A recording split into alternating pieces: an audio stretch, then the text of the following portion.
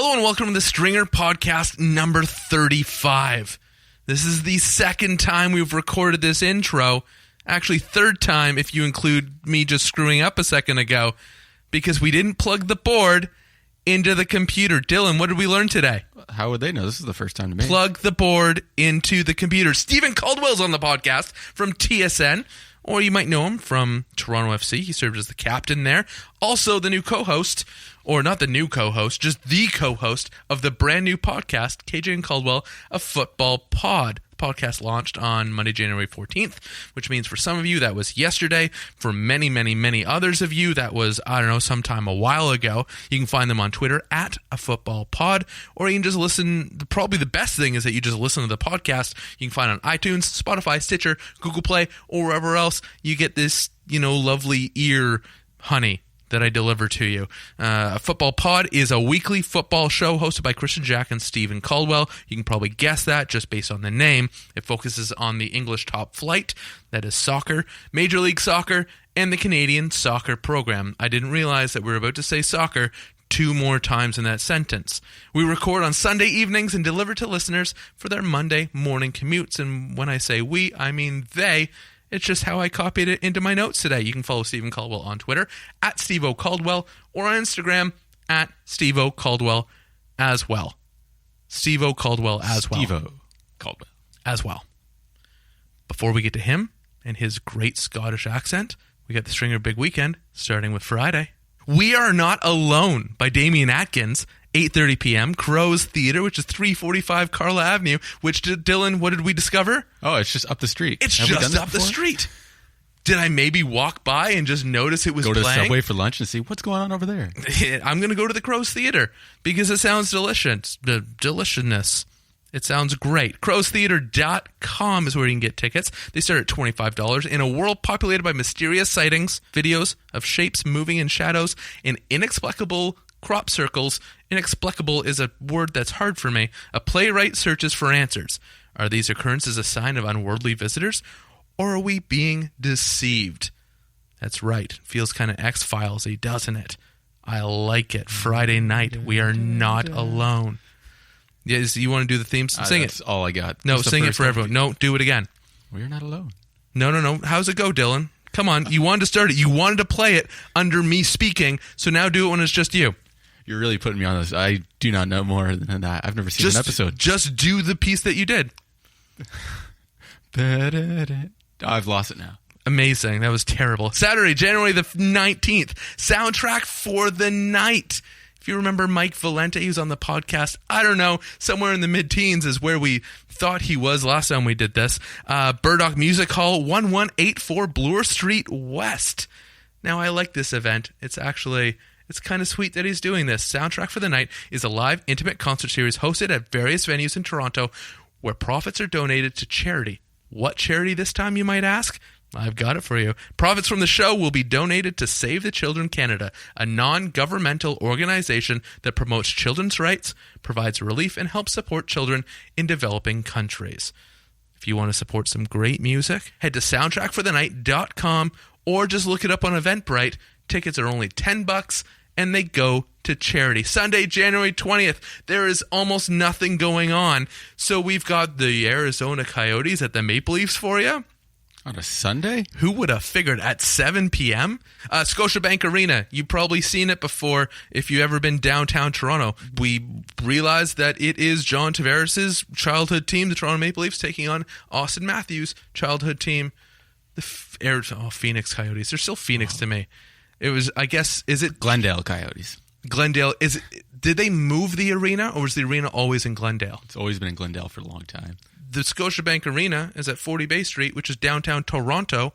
That's why they're called the Toronto Maple Leafs. Go check them out. If you want tickets, I know they're hard to come by, head on over to seatgiant.ca and use promo code STRINGER because it's the only way you will ever get discounts on Maple Leafs tickets. Those things are stinking expensive. Okay, Friday, Saturday, Sunday, we got you covered. Remember, if you don't like our ideas for Friday, Saturday, and Sunday, that's all right. You wouldn't be the first person that told me my thoughts sucked. And that's basically what you're doing to me right now. You're saying that I'm not good enough to give you suggestions. So do one of two things about it. Either reach out to us with something you've got coming up and we'll be happy to promote it. You can find me or us. You can find we at Stringer Podcast on Twitter, or you can email us events@thestringer.ca. Or if you don't want to talk to us at all, you can go to seatgiant.ca and figure it out on your own damn self. Concerts, sporting events, theater, live shows, comedy, they've got it all. And if you just use promo code STRINGER, you'll be able to get a discount on your purchase. Promo code STRINGER. All right, that's enough of an intro for you. I'm going to throw you over to me, I guess, on the other side of the music. We're with Stephen Caldwell. It's a great conversation. I wanted to do a retrospective on his career, and we started with the first team, and we just got sidetracked and just had a great chat for an hour. I love the guy. He's been a big part of my life the last 5 years, and I'm really glad that he came in to chat. Only one last thing to do, though. As always, between now and the thing that happens next, Dylan, I had a joke for this, and now I forgot. Bagpipes?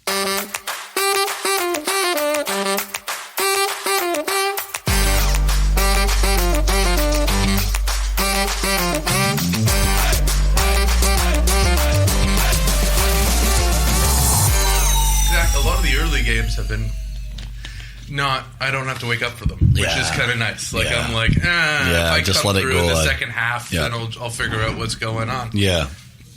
Boys are good? Boys are great. Yeah, they're good. They're not on break at the end of this week, I'm guessing. Yeah, they're done this week. But Angela's 40 on Thursday, so her mum comes tomorrow.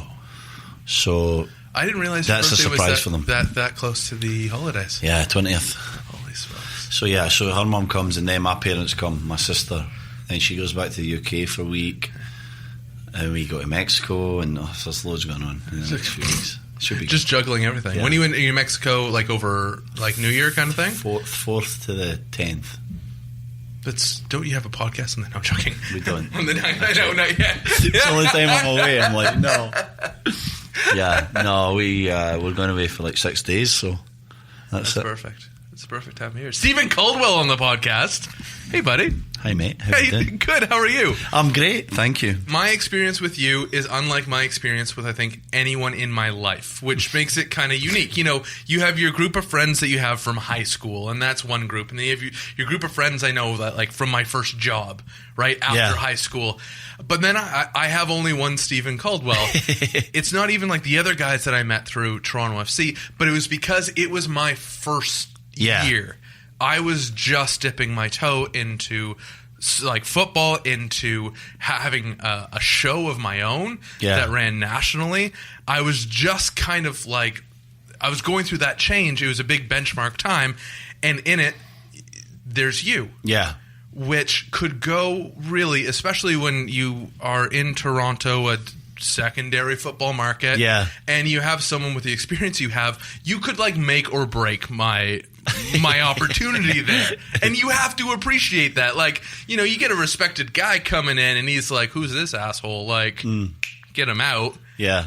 Or you were so good and you like welcomed the whole idea and allowed it. Yeah. And How was that move to Toronto for you? Well, it was, in regards to you and I, Clay, it was kind of alien to me to have someone follow the team around. I've never really had that before. Well, you never told so me at the that. start, I'm like, who's this guy? You know, and what's he doing here? Oh, he's doing a documentary. I think he did it the year before I got there. Or started it, or a couple episodes, maybe, or something. Yeah, a couple episodes. There was a little bit, and the guys were explaining to me what that was. And then, as All for One took off and became the magnificent show that it is, you know, it started to be, okay, this guy's going to be with us quite a lot. And you and I became close and got to know each other better. And I would have did anything for you. I thought your work, you know, I think your work's absolutely outstanding. It's on another level. And so, no, this is about you, though. This hour is about you. It's not in at that all. regard. It was I spend the rest of the day talking about me. Well, I have to say, if your documentary was rubbish, I'd probably be like, get this guy to the side. He's taking up too much room. I'm joking, no.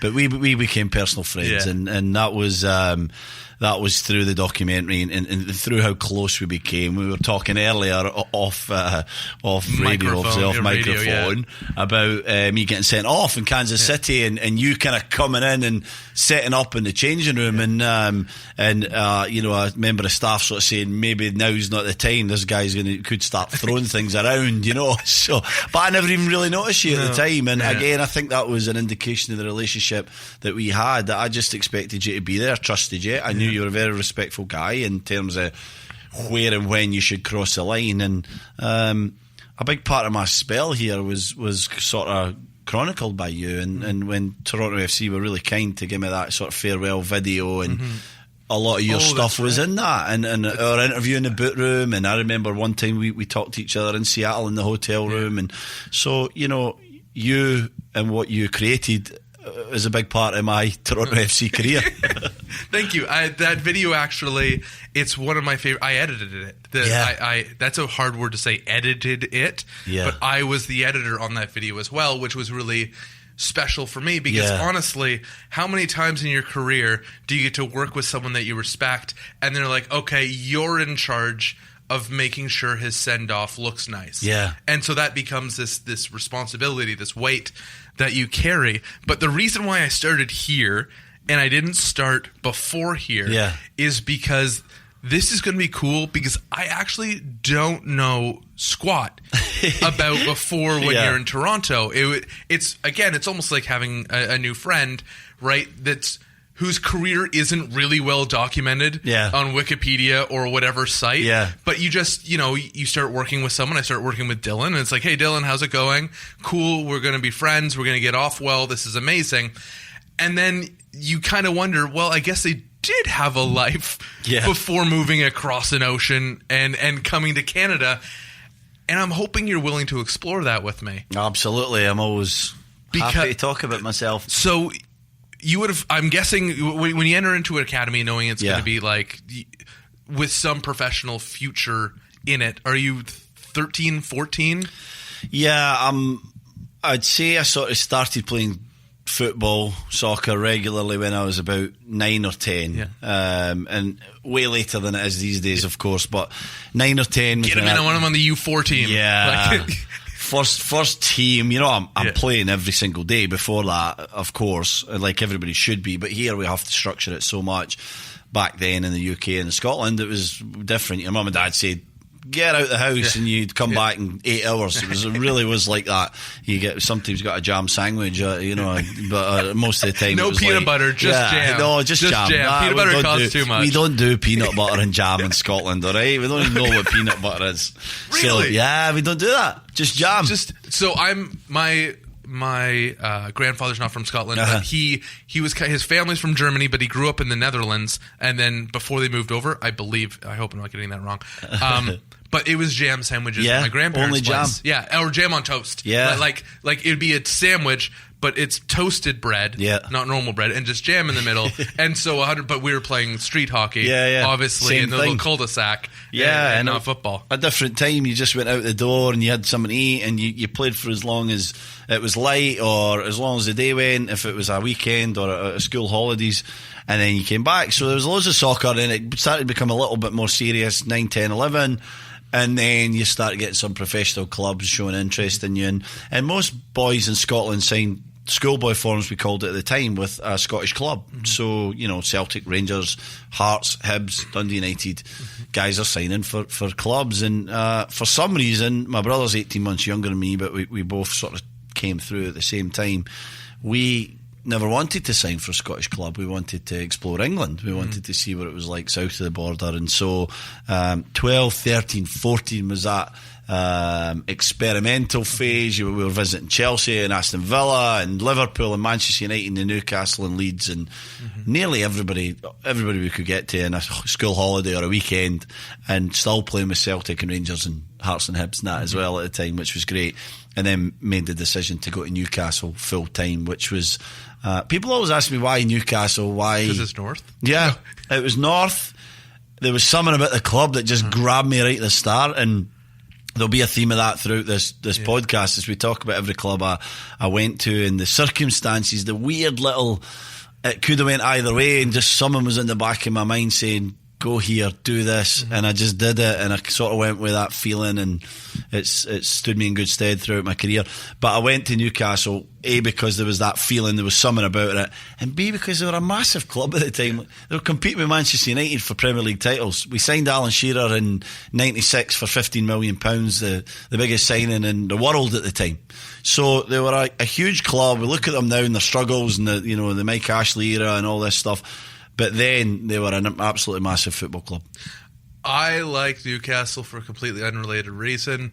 I feel that they have like the best accents in the world, because you get that half accent. It's not British, but at the same time it's not Irish. But it kind of floats right in the middle, and it's amazing. And there's it's terrible that I know her only by her ex-husband's Ashley Cole's ex-wife, Cheryl Cole. Cheryl, Samini, I think it is now. And she's from Newcastle, and just has that perfect, in my, like, what's a perfect accent? No idea, but there's that really neat balance. And I'm like, that's a place I'd like to visit. And I'd get old there. Like, I'll marry and get old in Newcastle, I'm sure of it. Can't play football. Cheryl's accent changed a lot because she was just, a Geordie girl. And then she obviously travelled the world. And whether you like it or not, you mellow, you smooth a little bit. And you have to be, if you keep speaking like you did when you were at home, nobody would have a clue.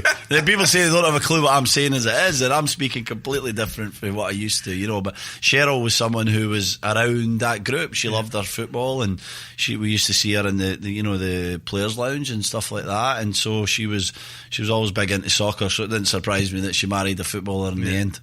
I had the chance to meet Ashley actually when he was in a spell with Roma, and that was, I think, my first international experience.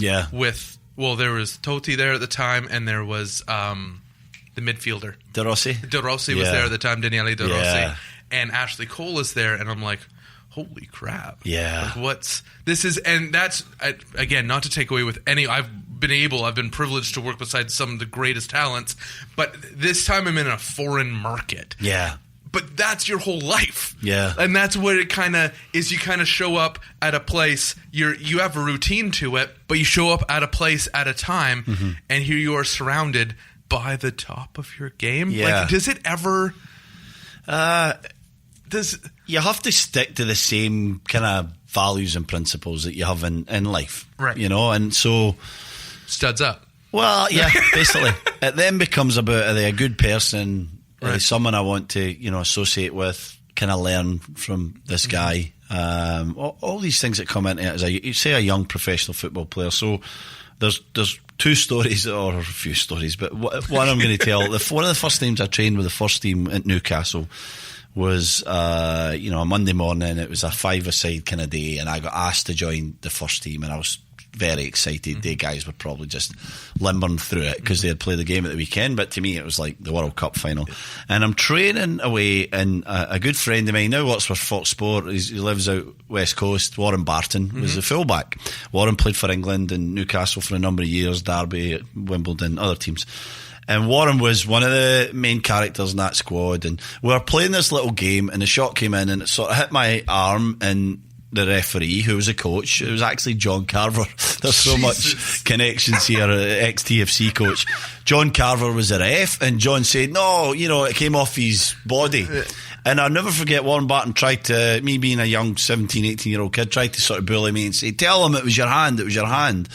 And I basically told him to go away in no uncertain terms in football vernacular, So he looks at me, and I'm like, oh no, what have I done? He's like, you're packing what did your you bags just say to that? me? And I went, and I said that again, because to me it's important that you prove to these guys you have a great deal of respect for them. Completely. And the years I proved that a number of times, but that I'm not going to be pushed over. You can't just bully me into things, because you're asking to compete with people who are world-class players earning 10, 50, 100 times as much a year, a week than I am, and I need to prove to them that I'm an equal, that I'm one of them. So I remember that incident. Warren had a little bit of a go at me, and I was shaking inside, my heart was beating, but I stayed strong and I stuck to it, and that was important to me, that I was accepted by the guys. And then obviously the respect, and the ones that I wanted to associate with, the Warrens, the Gary Speeds, the Alan Shearers, Shea Givens, Rob Lee, I could go on. I kind of went to that older group of guys, rather than, no disrespect to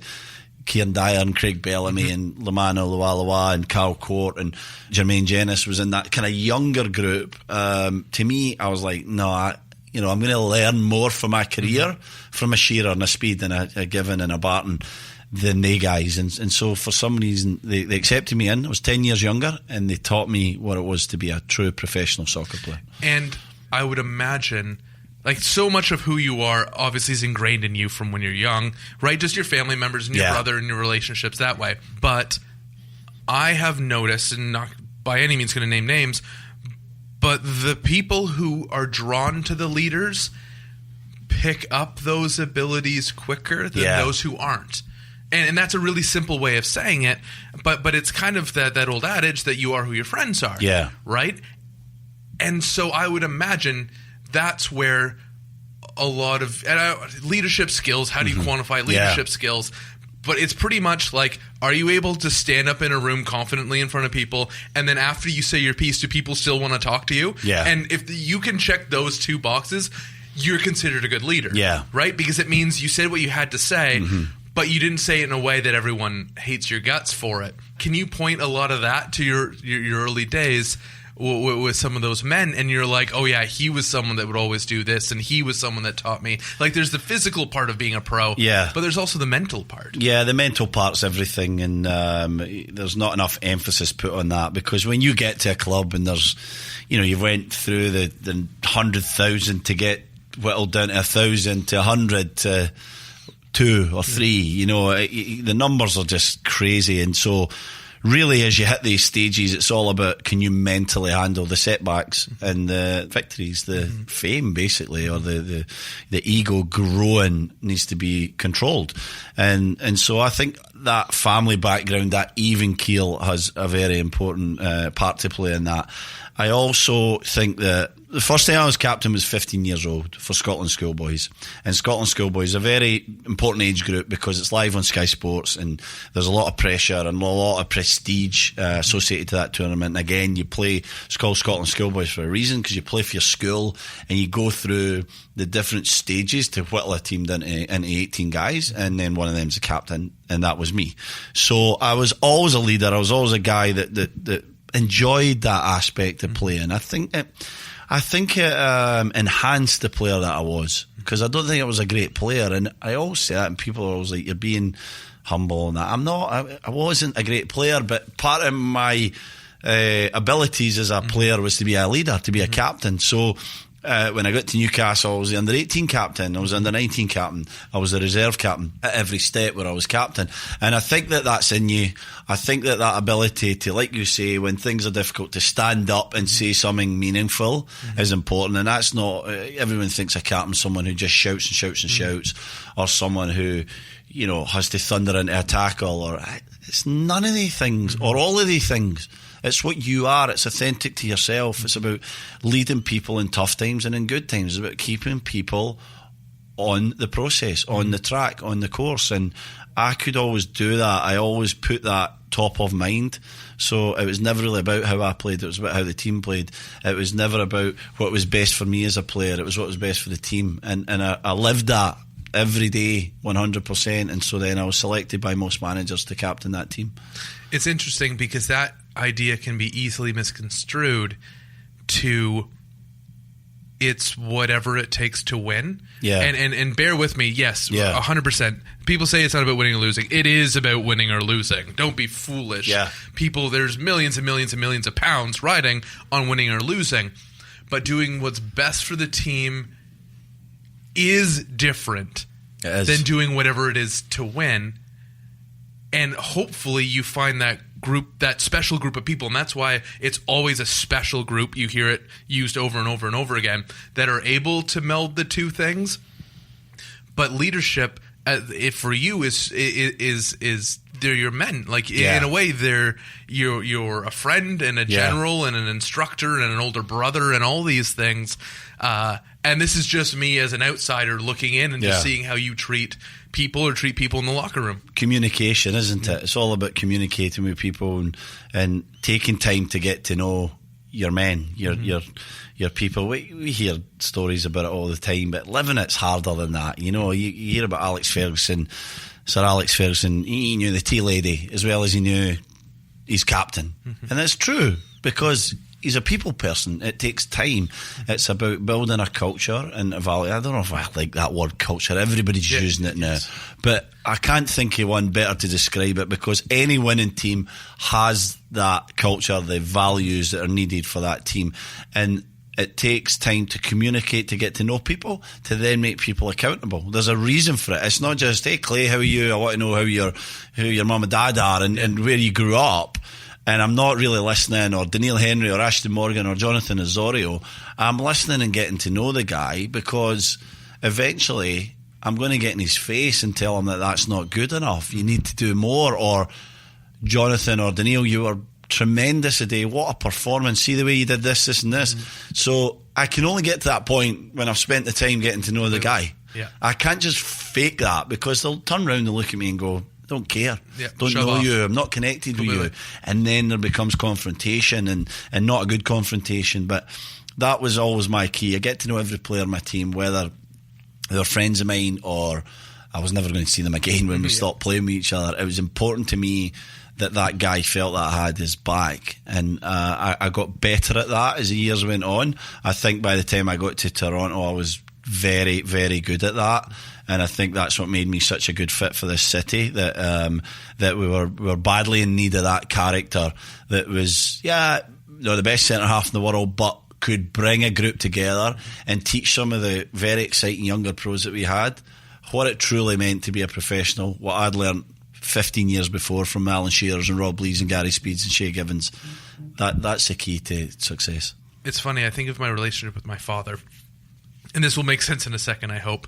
But I remember from a young age, if we were in large environments, like we were at a dinner party or wherever, coming away from a family event, we would always ask, and it was just the relationship we had. It was like, were we good tonight? And it wasn't that we wanted the yes, but it was like that, knowing that you've lived up to someone's expectations whom you respect was important. And the reason why I say that is, when you take the time to build relationships within a working environment, an office, a locker room, and you bring that experience with you, and you care about the person, what you say holds weight, because they respect who you are. Yeah. Because everyone wants to have an interest taken in it, especially when you're young. Yeah. Especially if you're like 17, 18, 19, you're in your first, or maybe your first pro contract, or your first team pro contract.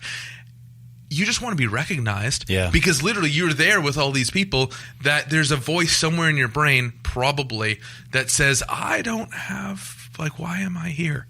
Why, and we try to be confident, and we try to show, a bit of courage, and as you said, the story where you told him off and told him where to go, but you said on the inside you're trembling because there's this voice saying, why am I here? And all you want to do is be recognized and be treated equal. Yeah, and it takes a man to admit to that we're all in that position. We're all trembling inside at different times.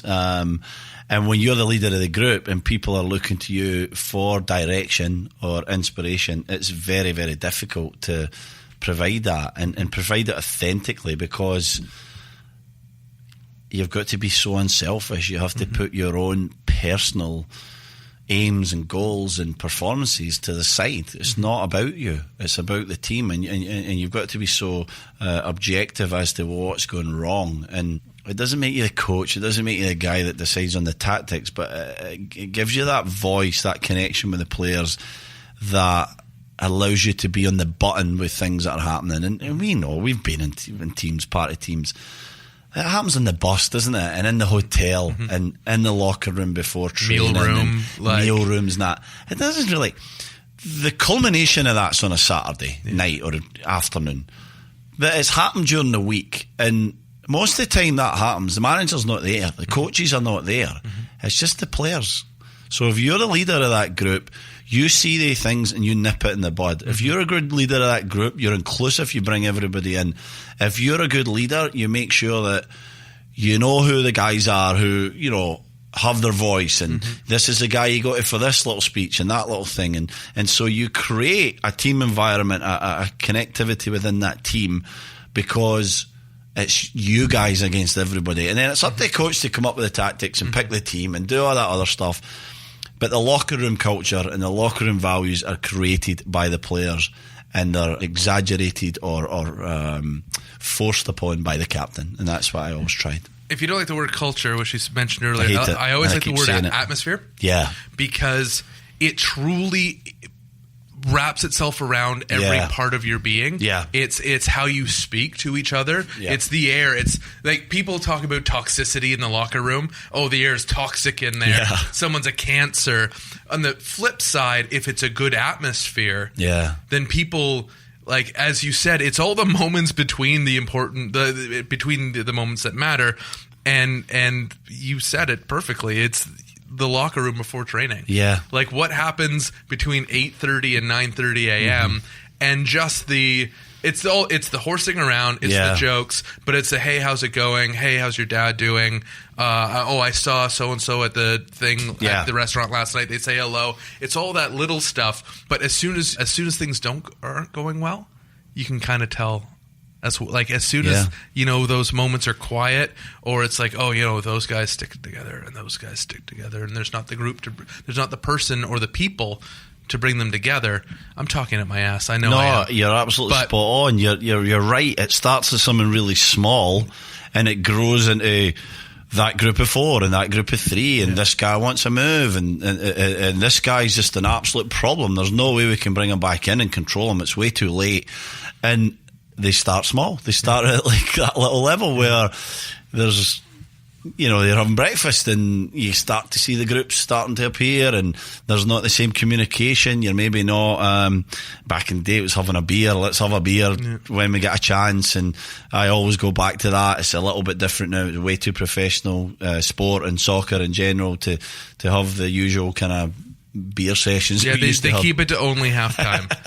only halftime. Well, the beer session or the night out was a big thing, because what happened was you got close. You started to learn what that guy was like when he had a bit beer too many, or things like that. It's true that you find out what's on the inside, or someone does something that they don't want anyone to know. Yeah, and it's like, no, I got you. Yeah, because fine. we're friends, we're brothers. Like, I'm gonna do the same thing, and it's vulnerability in an area, especially sports in the 80s and 90s, where vulnerability, and all the years before that, vulnerability isn't a thing you're supposed to have. Yeah. You're supposed to be cast iron, right? And that ability to not be 100% in front of someone and then know you're good. Is kind of nice. I've got a very good friend. He's called Cody Royal. He's an author. He wrote a book called Where Others Won't, and I was in that book a few times. And it's about connecting leadership and teamwork to the business world. It's a fantastic book. Anyone that wants to read it. And Cody is coach of the Canadian A-League team. Aussie Rules. Really? Yeah, and Cody, he's a fantastic guy. The reason I bring him up is because when they hand out the shirts, that's the big thing in A-League Canadian team. You hand your shirt, and instead of just having that presentation, everyone claps and that, he asks the players to come up and say something that only a handful of people know about them when they get up there. And Cody, being the leader that he is, starts and he says something, and it's not important what the guys say because it's for that team at that moment. And he says the level of togetherness and revelations and whatever happens in that room is one of the most inspiring things he's ever been part of in his life. And that's the modern day booze up, isn't it? That level of like, strip everything off. Here's me. Here's who I am. Now let's come together and let's achieve. That's what you want. That's what good leaders are trying to create. And I go back to TFC again in my time there, and some guys, I don't want to name any names, but guys who are difficult, not difficult in the locker room, but we're outsiders. Yep. You all know who I'm meaning. Don't need to say the names, but my job is to connect with that guy. It takes me months sometimes because I'm like, how am I going to connect with this guy? But eventually when I do, and we find ways of being together, then I've got his back. He knows that. I've got his back, and now he feels like he's part of the team. And I would always be sticking up for the ones in the background, the shyer guys, the loud guys. They're always going to be all right. And most of the time they were my friends, but it was the other ones that had to feel and part of it, inclusive, and I think we Fucking did. Daniel Lovitz.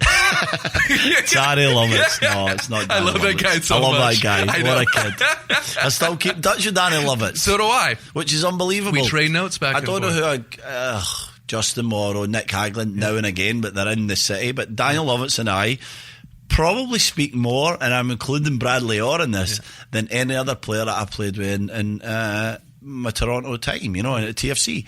And I'll tell you a story about Danny Lovitz, and you'll know this story. When I first met Danny Lovitz, said, I don't know about this guy. Yeah.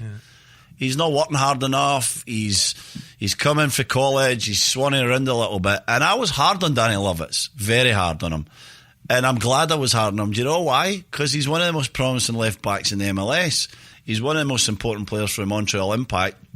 I'd like to think that I played a little part in that. Mm-hmm. I know Danny played a massive part in that, because he decided, if I want to be the best, or I want to be successful in this league or any other league, I need to work harder, I need to be better, I need to work on this. And he's done it, and he's a brilliant professional, and he's a friend of mine. I appreciate Danny for a couple of reasons. First of all, he went through when he was drafted into Major League Soccer, he was down and out with an injury, and he was a promising young midfielder, winger, that had fallen to the second round, but he for sure thought he wasn't even going to be drafted, that maybe his number had come up already in college.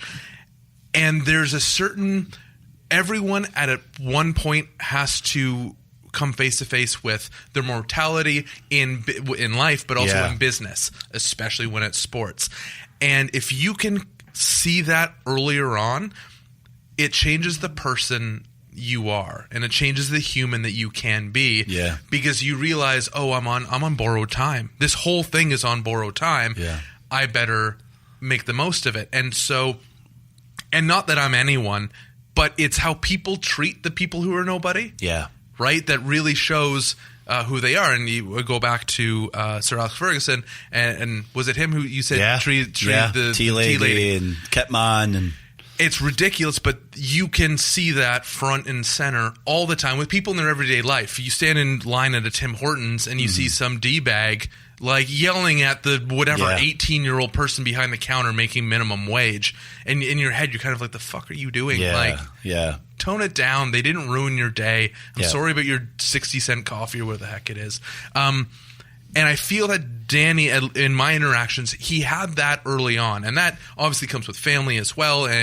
But I would imagine part of it came from him realizing early that this could all be over tomorrow, and then he's able to develop under people like yourself, under that leadership group that was with Toronto at the time. And then he goes to Montreal, and I haven't been happier for him, see him succeed, even though he's had to move around a bit. Because one of the reasons why I'm guessing he didn't work in Toronto was just positionally. Yeah. Right? Toronto wasn't playing, with any wingers wide up in the midfield. And then he was able to kind of find the spot in Montreal. And there's this moment, Toronto FC was facing them, it's 2017, towards the end of the season. And if you recall, he was clipped or he tore a muscle or something, and he's down on the pitch, and the ball's still in play. And Josie ends up scoring. And so the team is celebrating not 15 feet from a fallen Dan Lovitz. And Josie leans out of the huddle and says, "I'm sorry, Danny, I'm sorry." And that seems silly and funny and all these different things. But I have perhaps the best shot of it. And it's in all sincerity. And I think some of those things come because you're like, you're a good dude. Yeah. I have to do my job, obviously. But you're a good dude. I hope all works out. Yeah.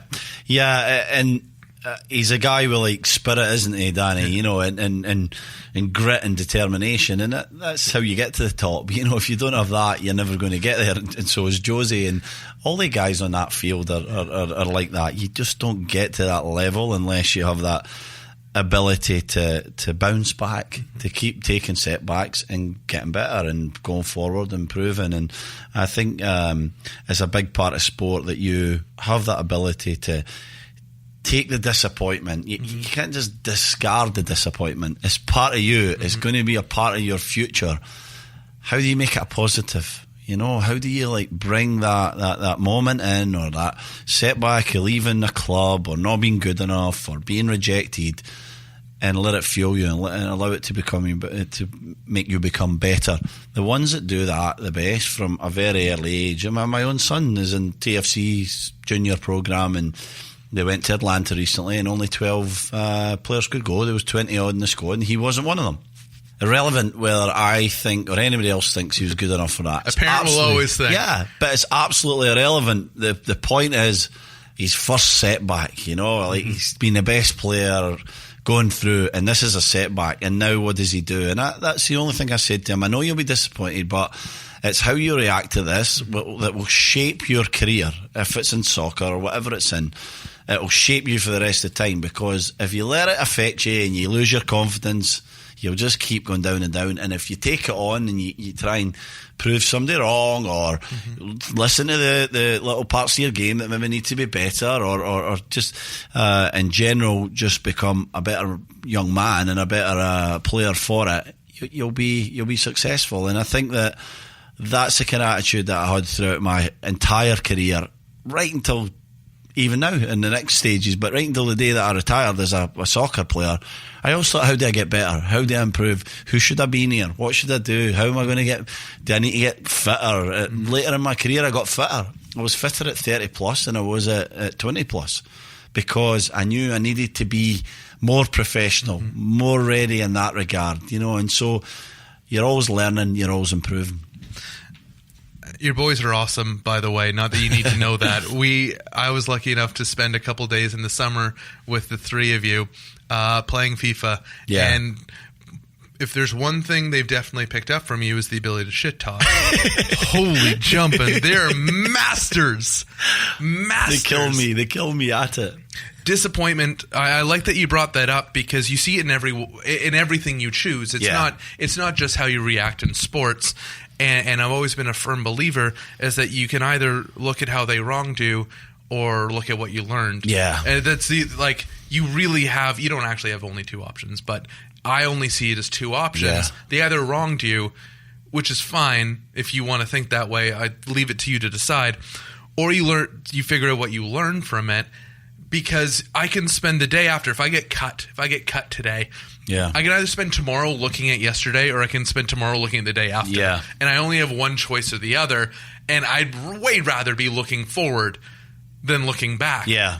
Applying that to your playing career, what was it like having to leave Newcastle? It was tough. Because they're the first ones that kind of go out. They bring you in, the first pro environment, and there's a piece of you that must be like, I hope I can play here forever. Yeah, it's a great question, because there's a wee story to it. I actually got released by Newcastle before I played the game, and it was under Bobby Robson who gave me my debut. So he pulled me in, or one of the coaches pulled me in. It wasn't even him that I got the message from, because I was young at the time, and they said to me, they're going to let you go at the end of the season. And I was devastated. This was on the Saturday morning.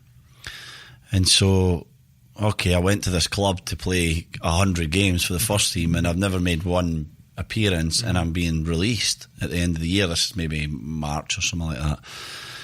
And so, again, disappointment. I could have went to my apartment and cried, or I could have said, okay, I'm going to show them what mistake they've made.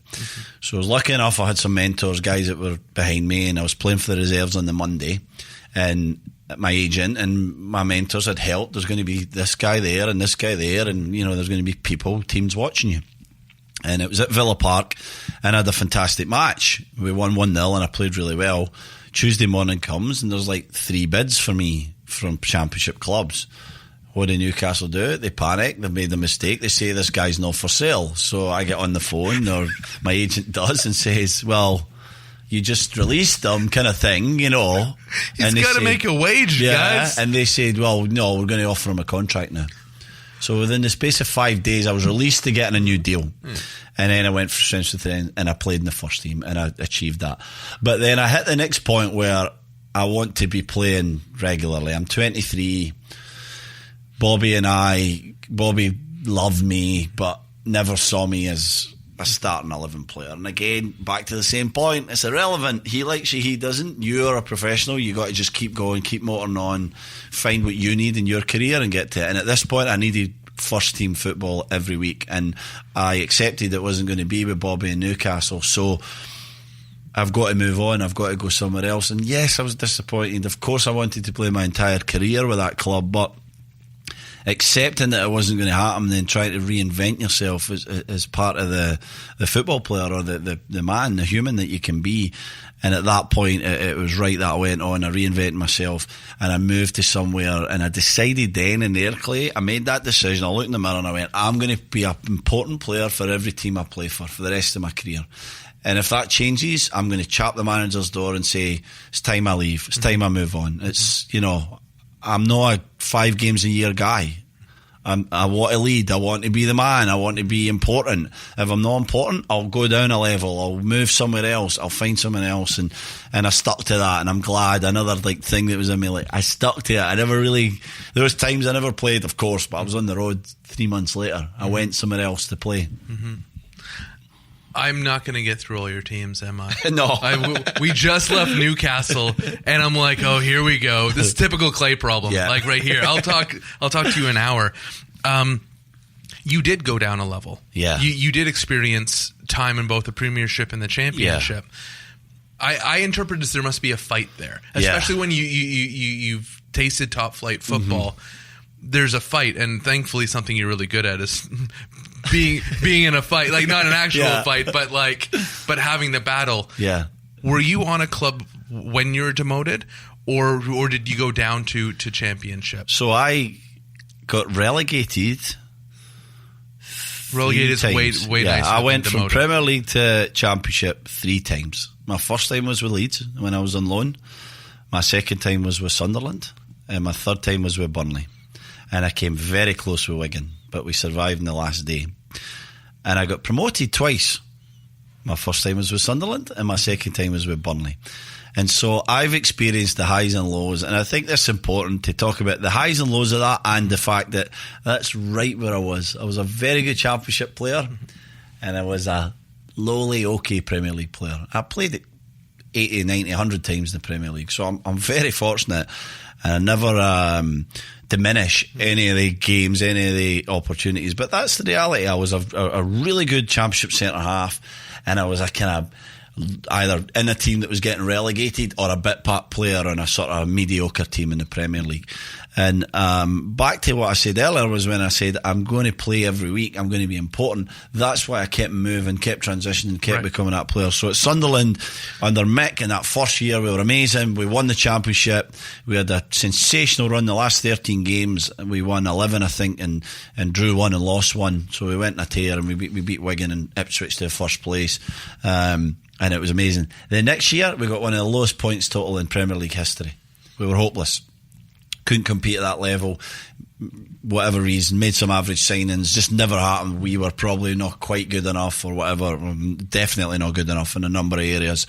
And so you go for the high of that kind of same group, similar group, what they achieved, to the level up. And the Premier League is the most ruthless league in the world. If you've got an issue and you're deficiency in a certain area, you're getting found out 100%. So we got found out, and we were back down.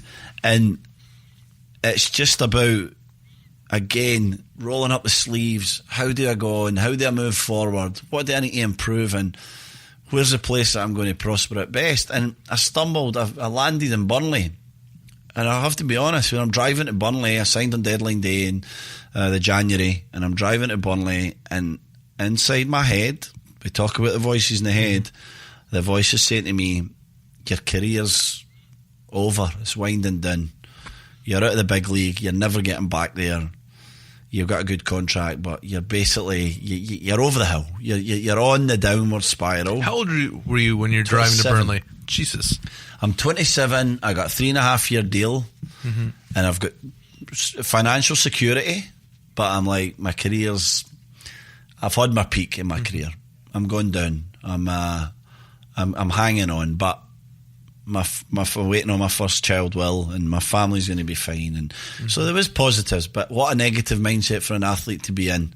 Got to a place I didn't really want to be, and I'm thankful that was the last negative thought that I had connected with that football club. Again, I don't know what happened. I can remember vividly being at that car at 7 a.m. It was a shock. I was a Sunderland player 8 hours before. Anyway, I'm driving to Burnley, and I just rolled up my sleeves again and went, right, I'm going to make my best at this new club. I was captain within 2 weeks. We had a sticky first season. We got a little bit better in the second season. We signed some good players. And then it ends up being the 08-09 season where we win at Wembley against Sheffield United. And I hate grading my season, but I don't think I've ever had a better season in my life. 60 games, great people, great guys, played at Wembley, semi-finals of the League Cup, a club that hadn't been in the top flight for 40 years, walking these steps to pick up a trophy. Best decision I ever made. Started on such a negative, and if you allow that to keep fostering in your brain, you just go from bad to worse. You're like, okay, maybe I'm at my peak now. Yeah. You're like, well, called that one a little bit quick. Yeah. Maybe I got something else. Changed my whole mindset on everything, Clay. I then became a very positive player. You know, before that, I was all so worried about where was my place and how could, you know, just anxious about everything. After that, I relaxed and I'm like, okay, I'm 27, 28. I'm enjoying every last minute of this. This is fun. Mm-hmm. This is why I came here. This is what I wanted to be, a professional football player who had won things, you know. And people say, oh, you won the championship, the playoff final. I don't care. You win the League Two Cup, you win the USL Championship. I don't care. Mm-hmm. When you win, you win. Mm-hmm. It's actually irrelevant what level you win it. That's all to do with the talents that you have. To win is hard, whatever level it's at. And I won and I relaxed and I'm like, I'm going to enjoy it. And I enjoyed every single day for that moment on. I won the trophy at Beer League Hockey. And I was a great feeling. Like, I thought it was the Stanley Cup. I don't care because you are trying to push yourself to the max of your ability where you are. And there's so much fulfillment in knowing that you're going to put your mind to something. You're going to put everything you have. You're going to push all the chips in the center, like emotionally and physically. And at the end, I proved to myself something. Yeah. I proved to myself that I can be successful when I go all in. And you're right, it doesn't matter. I was fortunate enough I get to travel down to Kentucky for the USL Championship and watch Louisville lift the trophy. And you don't see a happier group of people. And I get covered in as much champagne at that championship as I did at the MLS Championship, as I'm sure you do when you win the FA Cup or winning the EPL. And there's nothing but happiness you have in you for that group of people in that moment because you know they get to be champions for the day. And interestingly enough, on the flip side was Didier Drogba, who took the loss like an absolute champion. Yeah. Like you can see it just oozes from him how much experience he has as he goes around and congratulates the other team and just gives them that moment being like, hey, I'm a I'm a world-class footballer. Yeah. We're playing in the USL and I'm happy that you won. I'm happy that you get to experience that, and puts his arms around his teammates and shuttles them into the dressing room. Yeah, he appreciates what it takes, doesn't he, to win, and that's the point we're both making, that to win is so hard, and so whatever level that is, wherever that comes, it's to be enjoyed. We could sit here for another hour and talk about all the athletes in every sport across North America who have not won, who can't get the job done and win. Yeah, they're amazing. Some of the best hockey players and NFL players of all time, they can't win because it just takes that special, unique mix, personalities and luck and quality and whatever comes into it. It's culture. A very culture, atmosphere. I'm going to keep calling it culture. You need the food to be great on the day of, because if I have some bad chicken, I'm done. It takes a great filmmaker. No, I'm joking. For the sake of your time, I want to look at your broadcasting career. Yeah. Just because we keep talking about applying yourself and going into a spot that's the best fit for me, and giving it all and just putting myself out there. And there's probably, of all the options you could choose walking off the pitch, there's no bigger way you can just put yourself out there by, I'm going to sit on a panel or I'm going to do color commentating on, Canada's largest sports network. And you had to be vulnerable in those moments. Yeah. Because you had to learn. Yeah. Always learn. You always learn. And so if you're willing to be vulnerable and you're willing to ask people, how do I do this? How can I get better at this? You put yourself out there. You're more approachable. You're a more likeable person, because people think, here's this guy, played wherever. I don't know anything about broadcasting. I don't know what it takes. So I'm open. I'm trying to learn. I'm trying to go out there, and I've got two unbelievable examples in Christian Jack and Luke Wildman, and I really bring them up because I think I'm fortunate that my first job was with A2 guys. I think if it had been with other people, and I'm not thinking of anybody in particular, I just mean lazier guys who were like Danny Lovitz. Danny Lovitz, no. Guys who just somewhat mail it in and get by, then maybe I'd have thought, oh, this is the way you do it, I would just like rely on what I know as a player, but it's way much, so much more to it than that. And I see for the guys, the work that they put in, the research that Christian Jack puts into what he does, the research that Luke Wildman puts into every single broadcast. When that man calls a game, his notes are crazy on both teams. He's calling a TFC or a Vancouver or a Montreal game for a Canadian network against Minnesota or Columbus Crew. Mm-hmm. He's done equal work. He's got no bias. He's totally balanced in the way that he calls that game, and his skill and quality of doing that is awe-inspiring. Really, to be honest, he's absolutely brilliant. He finds the right things to say every time. Never messes up his words. Unlike me, I mess up my words nearly every 2 minutes. But they're my example of what that takes, Clay. And so I'm lucky that I had that. But I loved it from the start. And it was something that I felt I had a lot of improvement in me. I thought I could get better.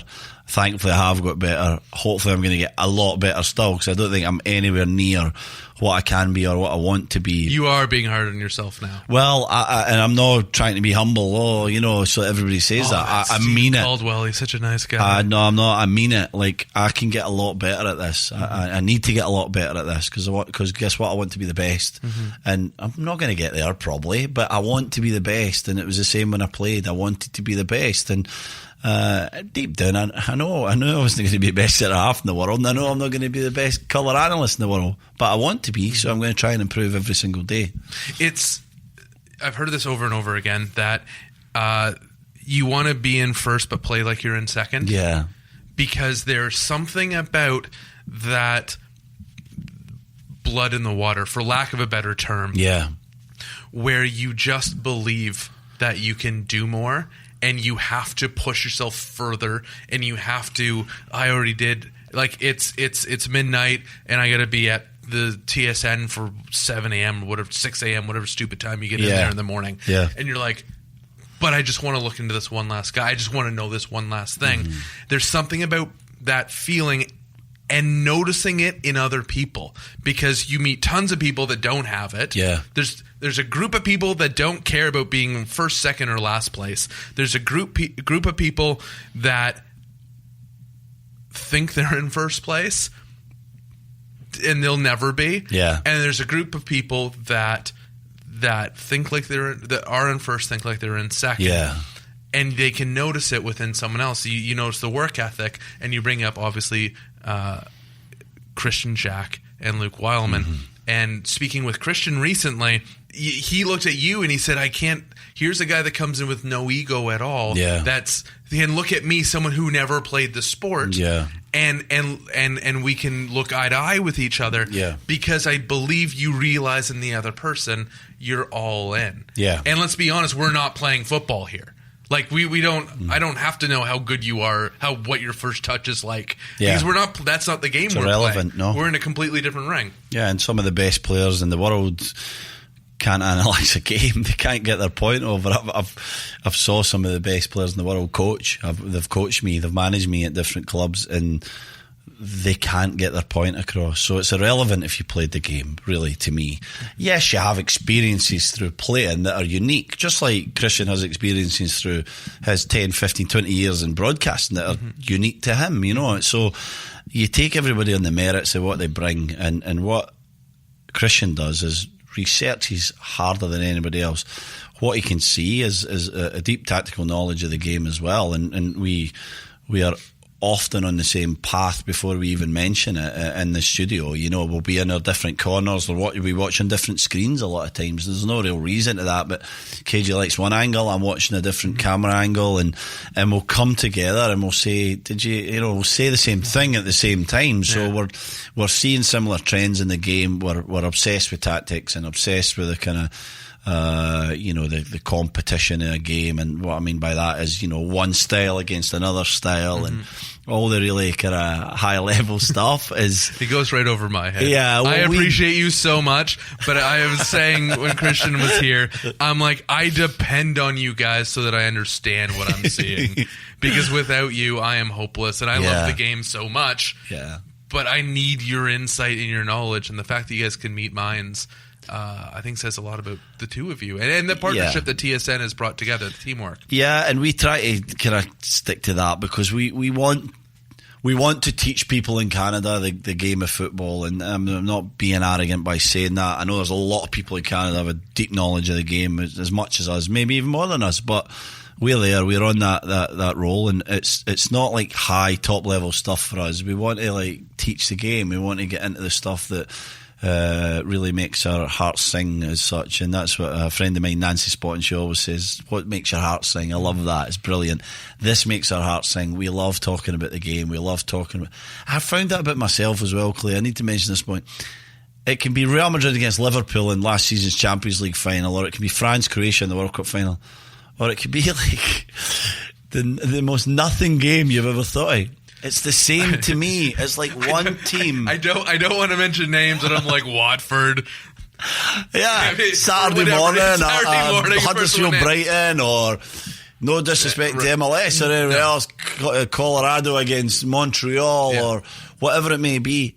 It doesn't matter to me. It's like two teams with two different styles, and I try and predict what I think is going to happen. They're going to play 3-5-2. They're going to play 4-4-2. This is going to happen. That might happen, and then I watch it develop, and sometimes I'm spot on and I'm feeling smug and great about myself, and other times I'm miles away, but that's the joy. That's the game of soccer. Like, that's what makes us, that's what makes it the best sport in the world for me. It ends up being an academic exercise as much as everything else. You get to get your brain involved, and you get to start thinking so about complex. I brought it up earlier, we had the fortune of working together throughout the summer. Part of that is you got to make predictions. How did that go? It wasn't good, was I?